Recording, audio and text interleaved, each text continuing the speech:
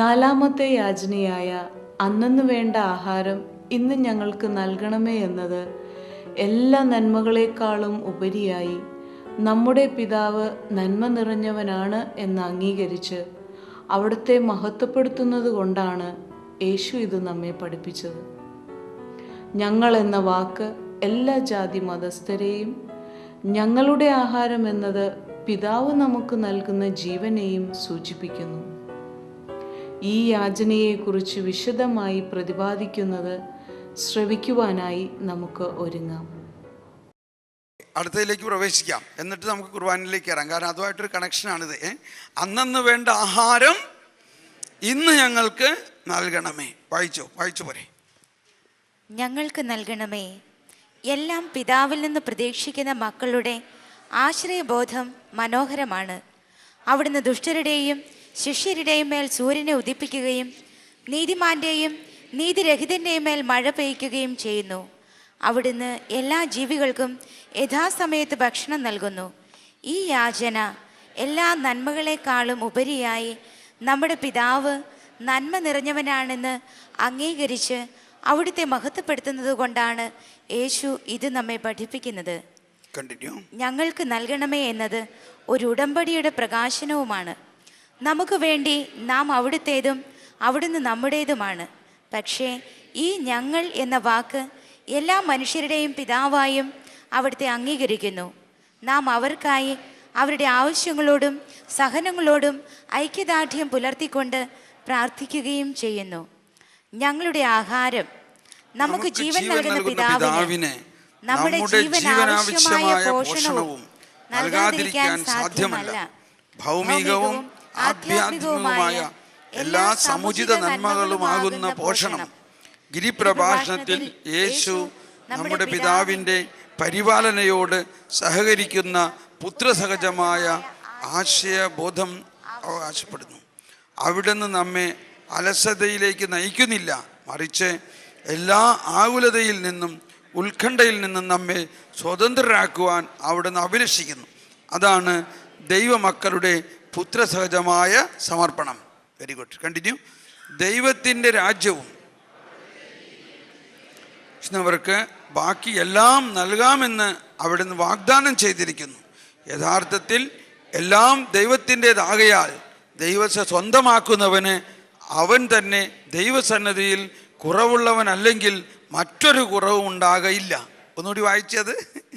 ദൈവത്തിൻ്റെ രാജ്യവും അവിടുത്തെ നീതിയും അന്വേഷിക്കുന്നവർക്ക് ബാക്കി എല്ലാം നൽകാമെന്ന് അവിടുന്ന് വാഗ്ദാനം ചെയ്തിരിക്കുന്നു. യഥാർത്ഥത്തിൽ എല്ലാം ദൈവത്തിൻ്റെതാകയാൽ ദൈവത്തെ സ്വന്തമാക്കുന്നവന് അവൻ തന്നെ ദൈവസന്നിധിയിൽ കുറവുള്ളവനല്ലെങ്കിൽ മറ്റൊരു കുറവും ഉണ്ടാവുകയില്ല. കണ്ടിന്യൂ. എന്നാൽ അപ്പമില്ലാതെ വിശന്ന് വലയുന്നവരുടെ സാന്നിധ്യം ഈ യാചനയുടെ ആഴം വെളിപ്പെടുത്തുന്നു.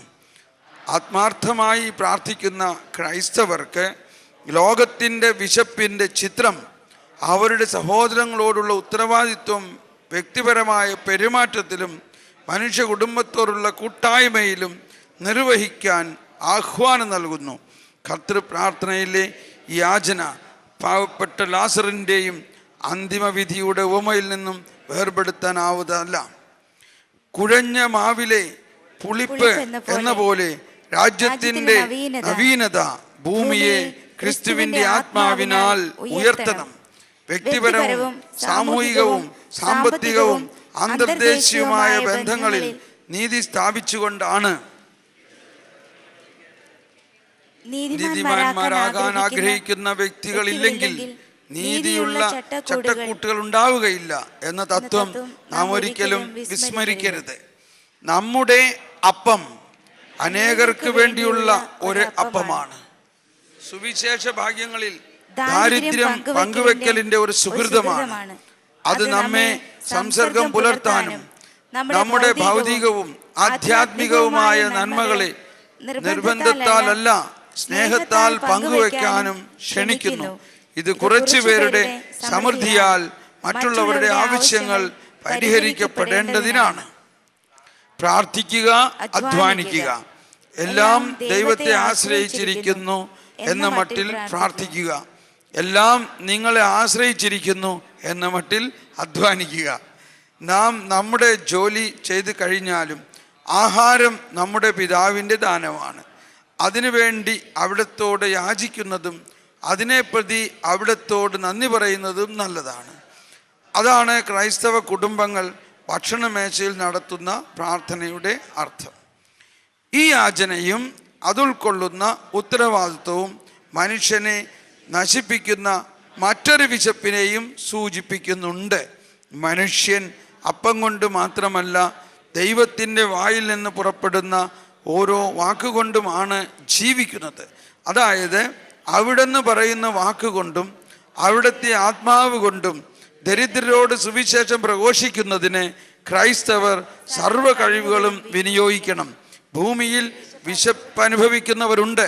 അപ്പത്തിന് വേണ്ടിയുള്ള വിശപ്പോ ജലത്തിന് വേണ്ടിയുള്ള ദാഹമോ അല്ല, മറിച്ച് ദൈവത്തിൻ്റെ വചനം ശ്രവിക്കുന്നതിനുള്ള അതിയായ ആഗ്രഹം. ഇക്കാരണത്താൽ നാലാം യാചനയുടെ സവിശേഷമായ ക്രിസ്തീയ അർത്ഥം ജീവന്റെ അപ്പത്തെ സൂചിപ്പിക്കുന്നു. വിശ്വാസത്തിൽ സ്വീകരിക്കപ്പെടുന്ന ദൈവവചനം, ദിവ്യകാരുണ്യത്തിൽ സ്വീകരിക്കപ്പെടുന്ന ക്രിസ്തുവിൻ്റെ ശരീരം. ഇന്ന് എന്നത് ആശ്രയബോധത്തിൻ്റെ പ്രകടനമാണ്. ഇത് കർത്താവ് നമ്മെ പഠിപ്പിക്കുന്നു. നമ്മുടെ ഭാവന അത് കണ്ടുപിടിക്കുകയില്ലായിരുന്നു. പ്രത്യേകിച്ച് ഇത് അവിടുത്തെ വചനത്തെയും അവിടുത്തെ പുത്രൻ്റെ ശരീരത്തെയും സൂചിപ്പിക്കുന്നതിനാൽ ഇന്ന് നമ്മുടെ മധ്യമായ സമയത്തെ മാത്രമല്ല, ദൈവത്തിൻ്റെ ഇനിയെയും സൂചിപ്പിക്കുന്നു. ദൈവത്തിൻ്റെ ഇന്നിനെയും സൂചിപ്പിക്കുന്നു. നീ ഓരോ ദിവസവും സ്വീകരിച്ചാൽ ഓരോ ദിവസവും നിനക്ക് ഇന്ന് ആകുന്നു. ക്രിസ്തു ഇന്ന് നിൻ്റേതാണെങ്കിൽ അവിടുന്ന് നിനക്ക് വേണ്ടി ദിവസവും ഉയർക്കുന്നു. എങ്ങനെ നീ എൻ്റെ പുത്രനാകുന്നു, ഇന്ന് നിന്നെ ഞാൻ ജനിപ്പിച്ചിരിക്കുന്നു, അതിനാൽ ക്രിസ്തു ഉയർക്കുന്ന സമയമാണ് ഇന്ന്. അന്നന്ന് വേണ്ട എന്ന പ്രയോഗം പുതിയ നിയമത്തിൽ മറ്റൊരിടത്തും കാണുന്നില്ല. കാലികമായ അർത്ഥതലത്തിൽ നോക്കിയാൽ ഈ പ്രയോഗം ഇന്നിൻ്റെ ബോധനപരമായ ആവർത്തനമാണ്. അപവാദമില്ലാത്ത ആശ്രയബോധത്തിൽ നമ്മെ ഉറപ്പിക്കാൻ വേണ്ടിയാണിത്. ഗുണപരമായ അർത്ഥത്തിൽ പറഞ്ഞാൽ ഇത് ജീവിതത്തിൽ ആവശ്യമുള്ളതിനെ സൂചിപ്പിക്കുന്നു. വിശാലമായ അർത്ഥത്തിൽ നിലനിൽപ്പിന് ആവശ്യമുള്ള എല്ലാ നന്മകളെയും, അക്ഷരാർത്ഥത്തിൽ ഇത് ജീവന്റെ അപ്പം, ക്രിസ്തുവിൻ്റെ ശരീരം, അമർത്തതയുടെ ഔഷധം എന്നിവയെ നേരിട്ട് സൂചിപ്പിക്കുന്നു. ഇതുകൂടാതെ നമ്മിൽ ജീവനുണ്ടായിരിക്കുകയില്ല തൊട്ടുമുമ്പുള്ള പദവുമായി സംയോജിപ്പിച്ചാൽ അതിൻ്റെ സ്വർഗീയമായ അർത്ഥം വ്യക്തമാണ്. അവിടെ പരാമർശിക്കപ്പെടുന്ന ദിവസം കർത്താവിൻ്റെ ദിവസമാണ്. വരാനിരിക്കുന്ന രാജ്യത്തിൻ്റെ മുൻ ആസ്വാദനമായ കുർബാനയിൽ മുൻകൂട്ടി ആഘോഷിക്കപ്പെടുന്ന രാജ്യത്തിൻ്റെ വിരുന്നാണ്. അതിനാൽ ദിവസേന ബലി അർപ്പിക്കുക ഉചിതമാണ്. ദിവ്യകാരുണ്യം നമ്മുടെ ദൈനംദിന ഭോജനമാണ്. ഇവിടെ ഉദ്ദേശിച്ചിരിക്കുന്ന ശക്തി ഐക്യമാണ്. അവിടുത്തെ ശരീരത്തിലേക്ക് നാം ഒന്നിച്ച് ചേർക്കപ്പെടുകയും അവിടുത്തെ അംഗങ്ങൾ ആയിത്തീരുകയും അങ്ങനെ നാം സ്വീകരിക്കുന്നത് എന്തോ അതായിത്തീരുകയും ചെയ്യും. ഓരോ ദിവസവും നിങ്ങൾ ദേവാലയത്തിൽ കേൾക്കുന്ന വചനം നിങ്ങൾക്ക് അന്നന്ന് വേണ്ട ആഹാരമാണ്. നിങ്ങൾ കേൾക്കുകയും പാടുകയും ചെയ്യുന്ന ഗാനങ്ങൾ നിങ്ങൾക്ക് അന്നന്ന് വേണ്ട ആഹാരമാണ്. ഇവയെല്ലാം നമ്മുടെ തീർത്ഥയാത്രയ്ക്ക് ആവശ്യമാണ്. സ്വർഗസ്ഥനായ പിതാവ് സ്വർഗത്തിലെ മക്കളെപ്പോലെ സ്വർഗീയ അപ്പം യാചിക്കുവാൻ നമ്മെ ആഹ്വാനം ചെയ്യുന്നു. കന്യകയിൽ വിതയ്ക്കപ്പെട്ട് ശരീരത്തിൽ വളർന്ന് സഹനത്തിൽ പാകപ്പെട്ട് കബറിടത്തിൻ്റെ അടുപ്പിൽ ചുട്ടെടുത്ത് പള്ളികളിൽ മാറ്റിവെക്കപ്പെട്ടിരിക്കുന്ന അൾത്താരകളിൽ കൊണ്ടുവരപ്പെടുന്ന സ്വർഗത്തിൽ നിന്ന് എല്ലാ ദിവസവും വിശ്വാസികൾക്ക് വിളമ്പെടുന്ന അപ്പം ക്രിസ്തു തന്നെയാണ്. Praise the Lord. ശരിക്കും മനസ്സിലായില്ലേ? ഇല്ലേ? മാത്രമല്ല എന്തൊരു മാധുര്യമാണ്. ആ മാധുര്യം ഇത് വീണ്ടും വീണ്ടും വായിക്കാൻ തോന്നുകയാണ്, ഇല്ലേ? ഇപ്പം ഇവിടെ രണ്ട് മാനം ഈ അപ്പത്തിന് കാണിച്ചിട്ടുണ്ട്. ആദ്യ ഭാഗത്തിൽ അത് നമ്മുടെ ആ മാനുഷികമായ പരസ്നേഹത്തിൻ്റെ മേഖലയിൽ നമ്മൾ എന്തെല്ലാം വിശ്വാസമുണ്ടായാലും നിന്റെ സഹോദരന് എന്താണ് ആ വചനം, വിശക്കുന്നുണ്ടെങ്കിൽ അവന് ഭക്ഷണം കൊടുക്കാതെ നമ്മൾ ഭക്ഷിച്ചാൽ അത് പരസ്നേഹമാവുന്നില്ലല്ലോ. അപ്പോൾ അന്നന്ന് വേണ്ട ആഹാരം എന്ന് പറയുമ്പോൾ അവിടെ നമ്മൾ മനസ്സിലാക്കി മറ്റുള്ളവർക്ക് ക്രിസ്തീയമായ വലിയ ഒരു ആദർശമാണ് മറ്റുള്ളവരെ സഹായിക്കണമെന്നുള്ളത്. ഒരു ഉത്തരേന്ത്യയിലെല്ലാം അങ്ങനെ സഭ വലിയ ഒരു സോഷ്യൽ സർവീസ് ലീഗായിട്ട് ഇങ്ങനെ നിലകൊള്ളുന്നുണ്ട്. എന്നാൽ അത് മാത്രം മതിയോ? ഇനി നമ്മുടെ നാട്ടിലെല്ലാം വാസ്തവത്തിൽ അത് തന്നെ നമ്മൾ പൂർണ്ണമായിട്ട് നടത്തുന്നുണ്ടോ? അപ്പോൾ ആ മേഖല ഒന്ന് നമ്മൾ മറ്റുള്ളവരുടെ ദാരിദ്ര്യത്തിൽ പങ്കുചേരണം എന്ന് പറഞ്ഞാൽ നമ്മൾക്കുള്ളത് മറ്റുള്ളവർക്ക് കൊടുക്കുക, നമ്മളുടെ കൊടുത്ത് അവരുമായിട്ടുള്ളൊരു പങ്കാളിത്തം, ആ പരസ്നേഹത്തിൻ്റെ മേഖലയാണ് മറ്റൊന്ന്. അത് ശരിക്കും ഫിസിക്കലായിട്ട് അതിനകത്ത് എഴുതിയിട്ടുള്ളത് പോലെ ചാക്രിയ ലേഖനങ്ങളിൽ പറഞ്ഞിട്ടുണ്ട്. റേരും നൊവേരും എന്ന ലേഖനത്തിലെല്ലാം പറഞ്ഞിട്ടുള്ളത് ഈ ഭൂമിയിലുള്ള എല്ലാ സമ്പത്തും എല്ലാവർക്കുമായിട്ട് ദൈവം നൽകിയിട്ടുള്ളതാണ്. കുറേ പേർ കൂടുതലായി അത് വെച്ചിരിക്കുന്നത് കൊണ്ട് മറ്റുള്ളവർക്ക് കിട്ടുന്നില്ല. അപ്പോൾ ചില സമയത്ത്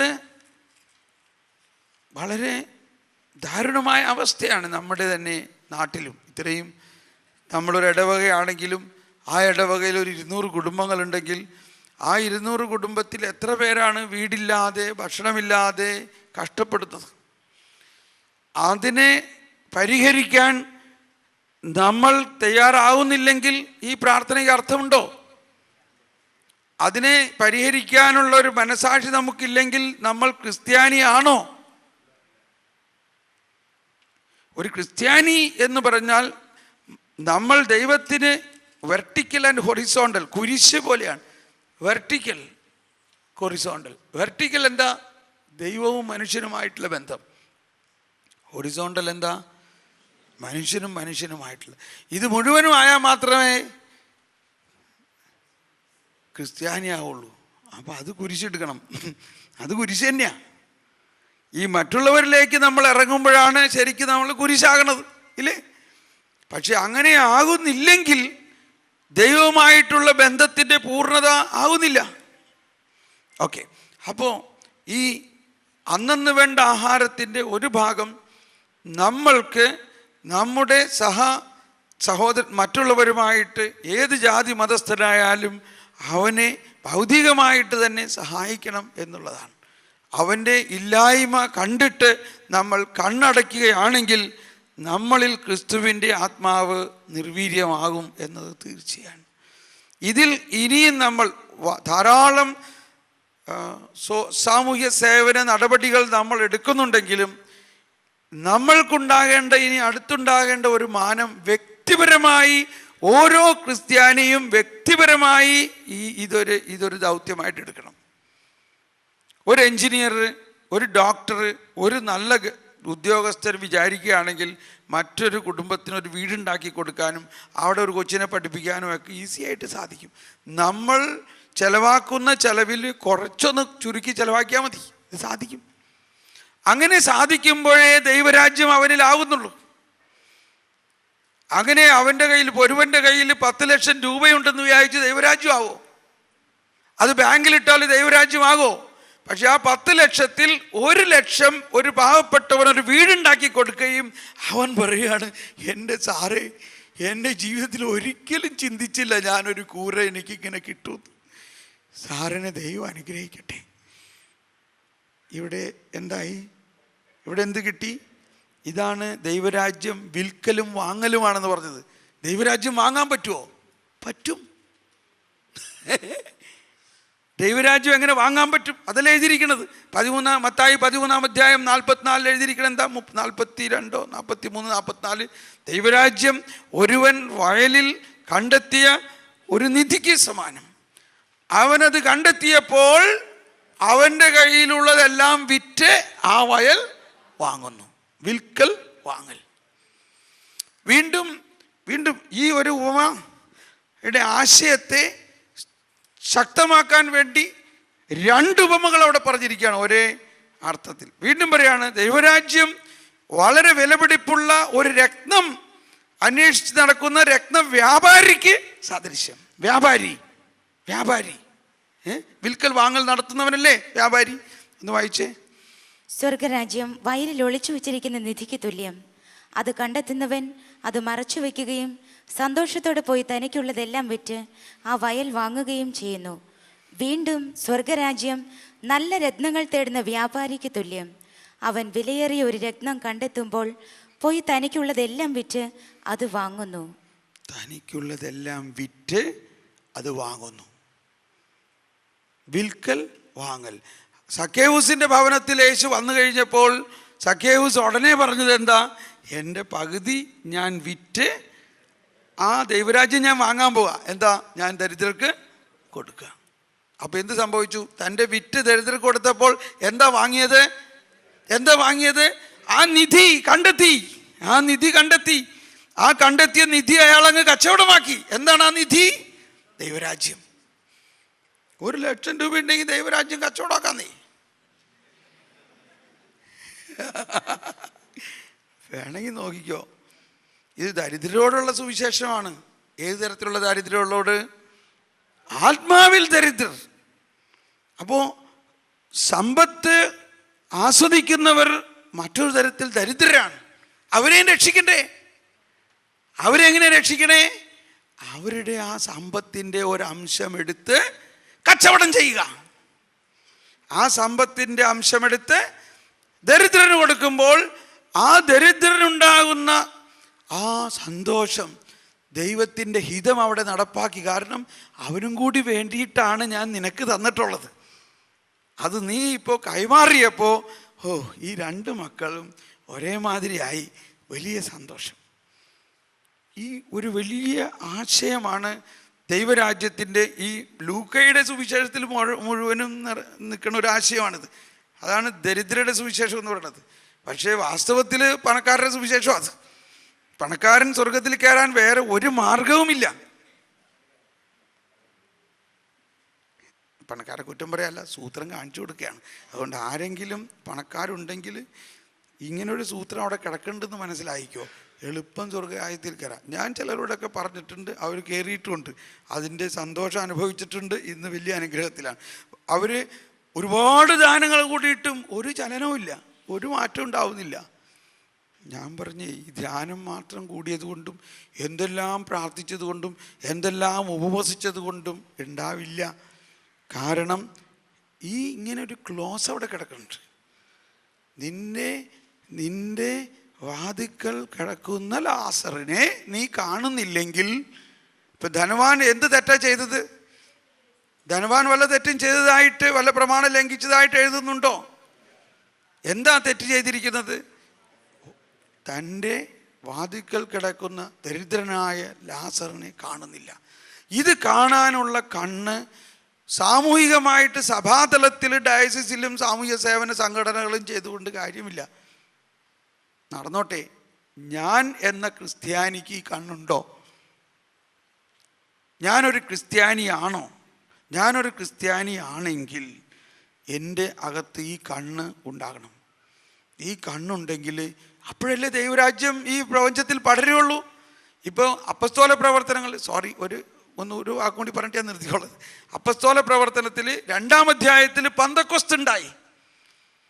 3-ാം അധ്യായത്തിൽ മുടന്തൻ നടന്നു എന്ന് പറഞ്ഞാൽ അത്ഭുതം നടക്കാൻ തുടങ്ങി. അത്ഭുതങ്ങളും അടയാളങ്ങളും. 4-ാം അധ്യായത്തിൽ അത്ഭുതം നടന്നോ? ഉണ്ടോ? എന്താ അത്ഭുതം 4-ാം അധ്യായത്തിൽ നടന്നത്? അവരുടെ ഇടയിൽ ദരിദ്രരായി ആരും തന്നെ ഉണ്ടായില്ല. ഇത് ദൈവരാജ്യത്തിൻ്റെ സാമൂഹിക അവസ്ഥയാണ്. ഈ അവസ്ഥ തീർച്ചയായിട്ടും വരും. അന്നേ ലോകം അവസാനിക്കുള്ളൂ. ഒന്ന് വായിച്ചത് 4:34. അവരുടെ ഇടയിൽ ദാരിദ്ര്യം അനുഭവിക്കുന്നവരായി ആരും ഉണ്ടായിരുന്നില്ല. ഇത് സംഭവിച്ച കാര്യമാണോ? ആണോ? എന്തായാലും മിണ്ടാത്തത്? അല്ലേ? ഇത് സംഭവിക്കാൻ സാധിക്കുമോ? സാധിക്കും. ഇത് ഇന്നത്തെ പരിതസ്ഥിതിയിൽ നമ്മുടെ സഭാതലത്തിൽ വളരെ എളുപ്പം സംഭവിക്കാവുന്നതാണ്. നമ്മൾ അതുപോലെ മനോഹരമായിട്ടുള്ള ജിയോളജിക്കൽ ബൈഫ്രിക്കേഷൻ ഉണ്ട്. എല്ലാവരും അക്കൗണ്ടബിളാണ്. ഓരോ രൂപത, ഓരോ ഇടവക, ആ ഓരോ ഇടവകയിലും അവർ ഈ വിശ്വാസം, ഇതാണ് ദൈവരാജ്യത്തിൻ്റെ ഒരു അവസ്ഥ, ദൈവരാജ്യത്തിൻ്റെ ഒരു വലിയ കാര്യമാണിതെന്ന് മനസ്സിലാക്കണം. പന്തക്കൊസ്ത് കഴിഞ്ഞ് പരിശുദ്ധാത്മാവിൻ്റെ അഭിഷേകം ഉണ്ടായി കഴിഞ്ഞപ്പോൾ അവർക്കുണ്ടായ ഒരു പ്രത്യേക വിചാരമാണ് മറ്റുള്ളവരെ സഹായിച്ച് അവരും നമ്മളും ഒരുപോലെ ആകണമെന്നുള്ളത്. ഇന്ന് അതിനുള്ള കഴിവ് നമ്മുടെ നാട്ടിൽ ധാരാളം ആളുകൾക്ക് ഉണ്ട്, പലരും ചെയ്യുന്നുണ്ട്. എന്നാൽ അത് പൂർണ്ണമായിട്ട് ചെയ്യുകയാണെങ്കിൽ മാത്രമേ നമ്മൾ ആ മാനുഷികവും സാമൂഹികവുമായിട്ടുള്ള മാനത്തിൽ ഈ പ്രാർത്ഥനയുടെ അർത്ഥം വരികയുള്ളൂ. ഈ പ്രാർത്ഥനയ്ക്ക് വലിയ അർത്ഥമായിരിക്കും. അപ്പോൾ ഞാൻ അങ്ങനെ ഒരുപാട് ആളുകൾക്ക് ഇത് പറഞ്ഞു കൊടുക്കുകയും അവരത് ചെയ്യുകയും, ഭവനമില്ലാത്തവർക്ക് ഭവനം ഉണ്ടാക്കി കൊടുക്കുക. ഞങ്ങളങ്ങനെ ഒരു ശുശ്രൂഷ തുടങ്ങി. ഇപ്പോൾ 30 വീട് ഞങ്ങൾ ഉണ്ടാക്കി കൊടുത്തു കഴിഞ്ഞു. ആ വീട്ടിൽ ചെല്ലുമ്പോൾ ഉണ്ടാകുന്ന ആ സന്തോഷം, ആ ആനന്ദം ഒരു ധ്യാന കേന്ദ്രത്തിൽ ചെല്ലുമ്പോഴും എനിക്ക് അനുഭവമായിട്ടില്ല. എന്ന് പറഞ്ഞാൽ അതിനേക്കാൾ വലിയൊരു അനുഭവമാണ്. ആ വീട്ടിൽ ചെല്ലുമ്പോൾ അവരുടെ ആ ചെറിയ കുടുംബത്തിൻ്റെ, ആ ദരിദ്ര കുടുംബം അപ്പോൾ അനുഭവിക്കുന്ന ആ ഒരു സ്വാതന്ത്ര്യവും സ്നേഹവും, അതോടൊപ്പം ദൈവത്തിൻ്റെ വലിയ കരുണ അവിടെ പ്രവർത്തിച്ചു. അവർ നമ്മളെ കെട്ടിപ്പിടിച്ചു പോവുകയാണ്. അവർ കണ്ണുനീരൊഴുക്കി നന്ദി പറയുകയാണ്. ദൈവമേ, ഞങ്ങൾ എന്നും ആ വ്യക്തിക്ക് വേണ്ടി പ്രാർത്ഥിക്കുന്നുണ്ട്, ഞങ്ങൾക്ക് ഇതുണ്ടാക്കി തരാൻ സഹായിച്ച അവർക്ക് വേണ്ടി. അപ്പോൾ ഇത് വലിയ ഒരു അനുഭവമാണ് അവിടെ അങ്ങനെയുള്ള ആ 30 കുടുംബങ്ങളും പ്രാർത്ഥിക്കുമ്പോൾ 30 പള്ളിയായ അവിടെ, 30 പ്രയർ ഗ്രൂപ്പായ അവിടെ, 30 പ്രാർത്ഥനാ ഭവനങ്ങളായ അവിടെ. ആ പ്രാർത്ഥന എത്ര ശക്തമായിരിക്കും! അന്നന്ന് വേണ്ട ആഹാരം ശരിക്കും കിട്ടിക്കഴിഞ്ഞിട്ടുള്ള ഒരു സംതൃപ്തിയിലല്ലേ അവരുടെ പ്രാർത്ഥന. ദൈവരാജ്യം ശരിക്കും ദൈവം ഉണ്ടെന്ന് അവർ വിശ്വസിക്കുന്നില്ലേ? കാരണം പറയുന്നുണ്ടല്ലോ, കഠിന ദാരിദ്ര്യം അനുഭവിക്കുന്നോട് ദൈവം തരുമെന്നും ദൈവം ഉണ്ടെന്നും പറഞ്ഞിട്ടൊന്നും കാര്യമില്ല. അവൻ ആദ്യം ചെയ്യേണ്ടത് എന്താ? അവൻ്റെ ആ സാമൂഹിക പരാധീനത മാറ്റാൻ നമ്മൾ എന്തെങ്കിലും വഴി കണ്ടെത്തണം. വായിച്ചേ. ഓക്കെ. ഒരു സഹോദരനോ സഹോദരിയോ ആവശ്യത്തിന് വസ്ത്രമോ ഭക്ഷണമോ ഇല്ലാതെ കഴിയുമ്പോൾ നിങ്ങളിൽ ആരെങ്കിലും ശരീരത്തിന് ആവശ്യമായത് അവർക്ക് കൊടുക്കാതെ സമാധാനത്തിൽ പോവുക, തീ കായുക, വിശപ്പടക്കുക എന്നൊക്കെ അവരോട് പറയുന്നെങ്കിൽ അതുകൊണ്ട് എന്തു പ്രയോജനം? പ്രവൃത്തികൾ കൂടാതെയുള്ള വിശ്വാസം അതിൽ തന്നെ നിർജീവമാണ്. ഒരു ചെറിയ ഉദാഹരണം. എൻ്റെ അടുത്ത് ഒരാൾ വന്നു, ഒരു കൈ ഒടിഞ്ഞു കിടക്കുകയാണ്. ഇങ്ങനെ ഒരു കൈ ഇങ്ങനെ തളർന്ന് കിടക്കുകയാണ്. ഇത്തിരി വാട്ടീസൊക്കെ അടിക്കുന്ന ആളാണ്. ഇപ്പം എന്ത് ചെയ്യാൻ പറ്റും, നമുക്ക് എല്ലാവരും ഒന്നും.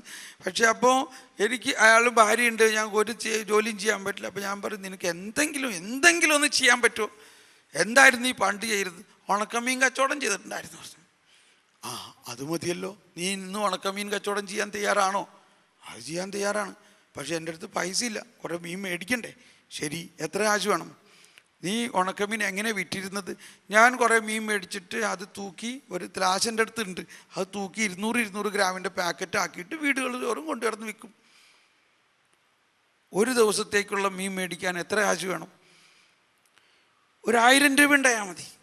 1000 രൂപയുടെ മീൻ മേടിച്ച് നീ അത് തൂക്കി വിറ്റ് എല്ലാവർക്കും കൊടുക്കുകയാണെങ്കിൽ ഒരു ദിവസത്തിനക്ക് എത്ര കാശ് കിട്ടും? എനിക്കൊരു 150-200 രൂപ കിട്ടും. എന്നാൽ ശരി, ഞാൻ 1000 രൂപ നിനക്ക് തരണം.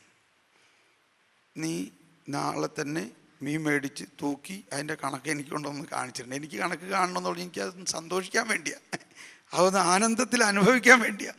അവൻ ആ മീൻ മേടിച്ച് അത് തൂക്കി അത് പാക്കറ്റാക്കി അവൻ വീട് തോറും കൊണ്ടു നടന്ന് വിറ്റ് വൈകുന്നേരം ആയപ്പോൾ 1200 രൂപയായി.